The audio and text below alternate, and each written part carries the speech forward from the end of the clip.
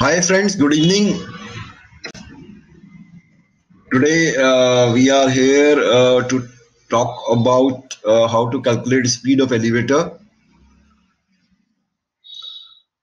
This is part of our module 19, which is on elevator mechanical design. So in this video, we'll show you how we can calculate speed of a lift, and hope you like it. If you have any questions, please put in comments below. So if you like the video, please also subscribe our channel and share this video with your friends. So let's start. How to calculate speed of elevator, module 19A.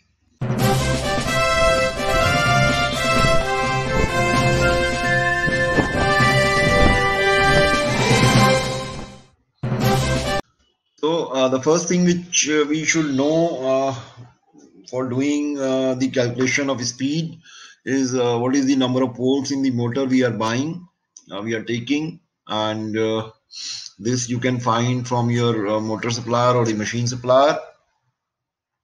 This is also you can find out from the motor nameplate. So normally in elevator industry, if it is a geared machine, you have about 4-pole motor or 6-pole motor. In case of a gearless motor, which is permanent magnet synchronous motor, it is about 20 pole, 24 poles, 32 poles, or even maybe higher than that. So to calculate the speed, we must know poles in motor. How many poles are there in the motor winding? So we also need to know what is the synchronous motor RPM. We'll talk about this later. What is the synchronous motor RPM? Then we also should know what is the actual motor RPM. I'm sure many of you would know that the synchronous motor RPM and actual motor RPM are different. Actual motor RPM are a little lower than the synchronous motor RPM because of the slip.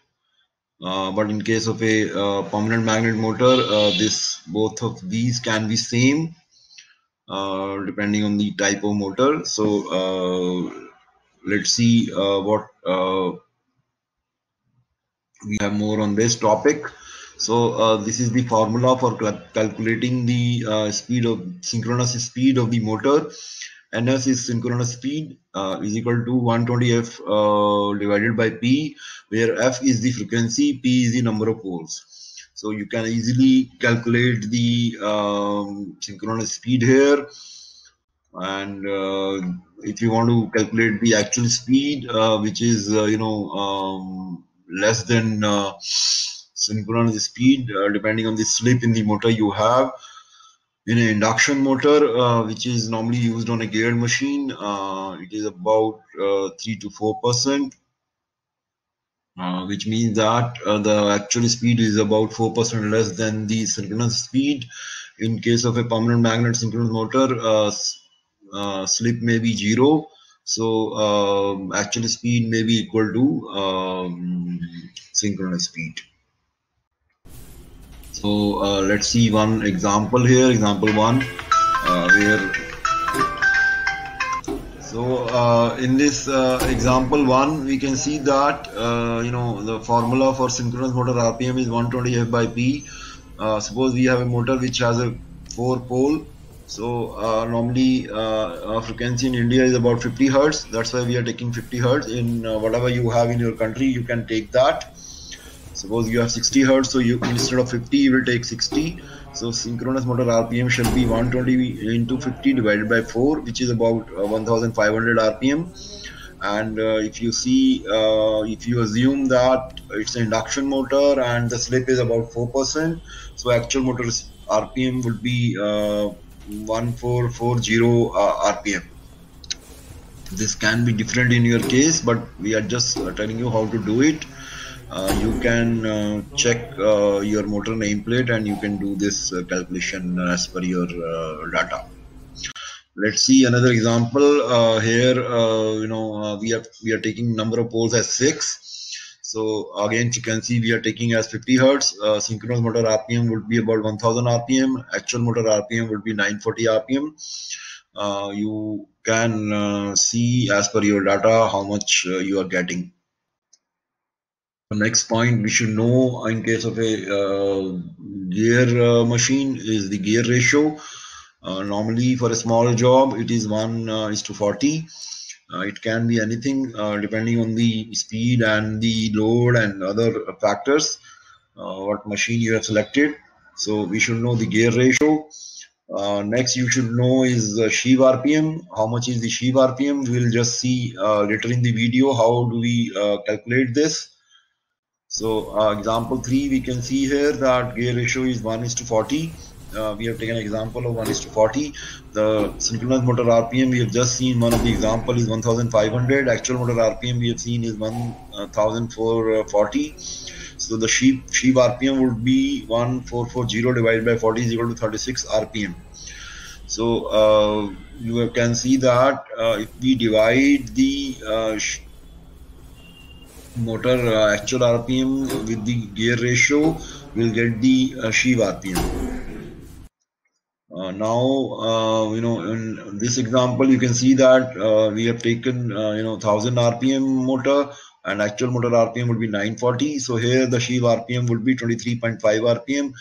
You can calculate as per your data which is available on your motor plate, nameplate. So I'm sure you have understood this, and in case you have any doubt, you have any comments, please mention in the comments below, or we will share our WhatsApp number. You can ask a question there also. So the next point we should know is what is sheave dia. Obviously, once you buy the machine, you have a pulley there which is called sheave. You can always find from the machine manufacturer how much is the sheave dia, or you can find out that very easily. So normal sheave dia which is there 320 mm, this is normally on the PSM motor, and then you have a sheave dia of 510 mm, sheave dia of 530, 560 and 610. These all are in millimeters, sorry. Another point which we should know is the sheave circumference. So I'm sure you should know what is sheave circumference. Let's see. This is a round circle. If you assume this is a sheave, so D is the diameter, which we know, and we can easily, once we know the diameter, we can easily calculate the circumference. Circumference is the length of the rope which a pulley can travel one round. So let's try to find out this.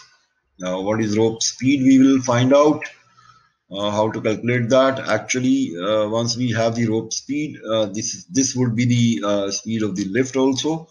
So let's see the further calculation. So what is meant by rope speed? How much rope travel in one rotation into sheave RPM. So how much is the sheave rotation, and the length of the rope which pass through that sheave becomes the rope speed. So it is very easy to find out the sheave circumference, as we have already told you. It's a mathematical formula. So let's see that formula. Sheave dia, suppose, is 320 mm. Sheave circumference would become pi into dia of sheave. Pi into d is the formula for calculating the sheave circumference. Which means that let's see one example, number 5. Sheave dia is 320 mm. Sheave circumference is pi into dia of sheave. Suppose if sheave dia is 320 mm, pi value is 3.14. So sheave circumference would become 3.14 into 320 is equal to 1005 mm. It means that in one rotation 1005 mm of rope travels on sheave. So now let's see another example where we have taken sheave dia 530 mm. With a similar calculation, you can find that it means that in one rotation 1664 mm of rope travels on sheave. So whatever sheave dia you have, you can easily calculate the circumference and the length of rope which travels in one rotation on sheave. So now we know that RPM of sheave, so we can calculate the rope speed. So let's see how we can do that. Example number 7, sheave dia is 530 mm. It means that in one rotation, 1664 mm of rope travels on sheave. Suppose we take sheave RPM as 36, as we have calculated earlier in one of the example. So rope speed would become sheave circumference into sheave RPM, which means that rope length is equal to 1664 into 36 is equal to 59904 mm, which is about 59.9 meters. It means that when the sheave rotates 36 RPM, a rope length of 59.9 meters travels on that sheave. So sheave, another example is here, sheave RPM 36, rope speed is equal to this. Rope length is about 59.9 meters. It means that 59.9 meters of rope travel on sheave in 1 minute, because we have this 36 RPM of sheave rotation per minute. So we can easily calculate the rope speed is equal to 59 meters per minute. So in 1 minute, 59.9 meters of rope travels on sheave. So this becomes the rope speed. So practically we can say that instead of 59.9, we can say 60 meter per minute. So this becomes the rope speed. And we can see another here. If it is 60 meter per minute, and if we divide this by 60, we can get 1 meter per second. We get 1 meter per second speed. So rope speed of 1 meter per second. It is very easy because this is 60 meter per minute. So there is a 60 seconds in 1 minute. So if we know that 1 meter, in 1 minute, the rope travels about 60 meter. So we can easily calculate, how much it travel in 1 second. So it is 1 meter per second. 60 divided by 60 becomes 1.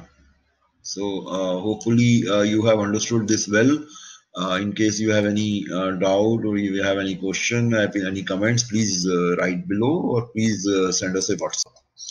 So similarly, you can calculate the speed of lift for any size, any capacity. Thank you very much for your time. Hopefully you have liked this video.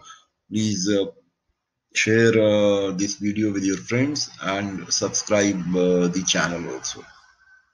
Thank you. Bye bye. Take care.